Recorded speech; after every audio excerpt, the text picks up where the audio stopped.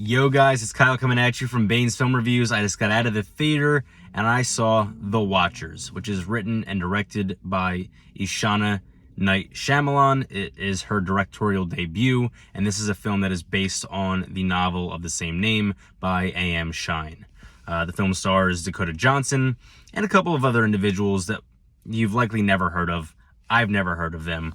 But anyway, I went into this film with a head full of knowledge or a head full of information that led me to believe that this film would be absolutely horrible.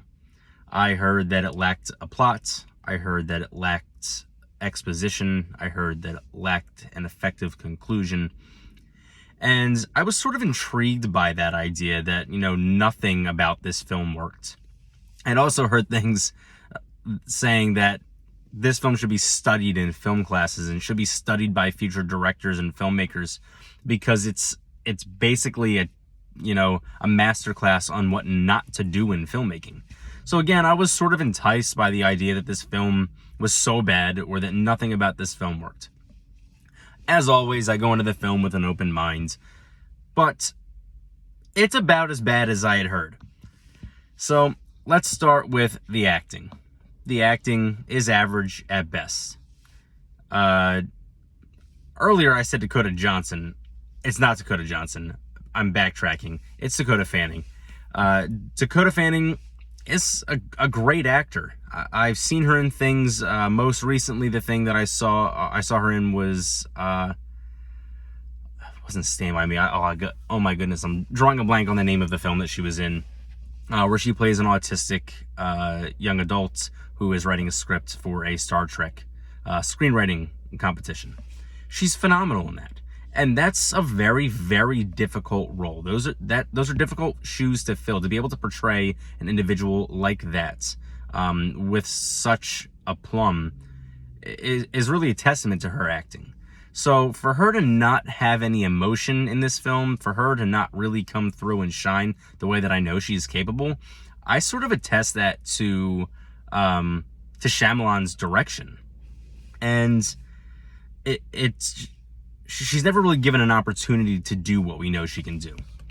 Moving on to the rest of the actors, again, actors that I had never heard of prior to that, or if I have, I don't recognize them, and they've been not insignificant, but haven't played big enough roles in something that I've seen that I remember them. They, too, are just okay, and I don't know what their capabilities are in terms of their acting ability. But again, I feel like I'm going to have to attest that to Shyamalan, just knowing what Fanning is capable of, I'm going to have to make a blanket statement that Shyamalan didn't provide these actors the opportunity to shine in the way that they are capable.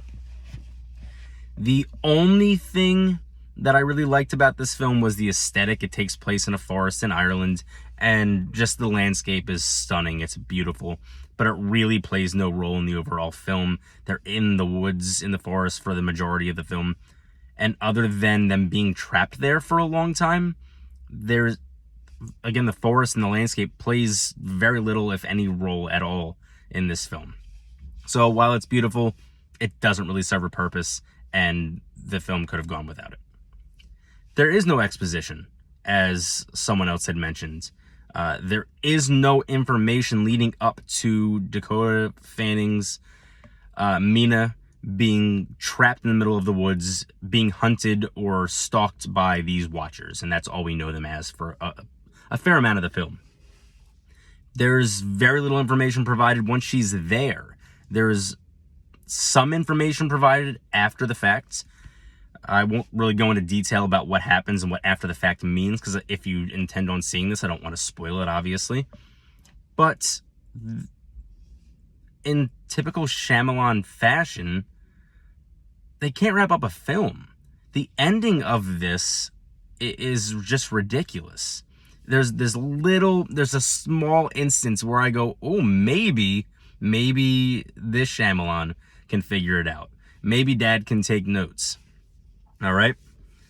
But then it quickly oversteps, it quickly goes too far, and it ends on a sour note, leaving a lot to be desired, ending on something that just really didn't make any sense. And again, like much else in the film served no purpose.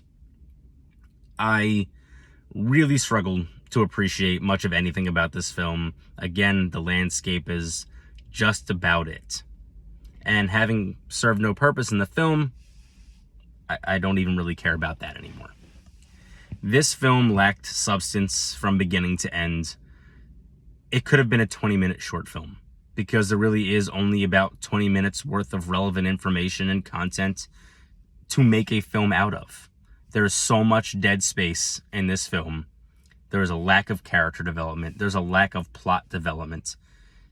It's just very derivative. I wanted to say reminiscent earlier, but it's not. It's just derivative of things like Signs and The Village, for obvious reasons. And even the aesthetic of the monsters, when you eventually get to see them, is very derivative of I Am Legend from, I believe, 2007 with Will Smith. It's not original. It's not exciting. It's barely entertaining at any point in the film. Very disappointed in this film. No, I'm not disappointed in this film, because this is what I expected. I got what I anticipated. I'm not mad I saw it. I spent 53 cents with my movie pass.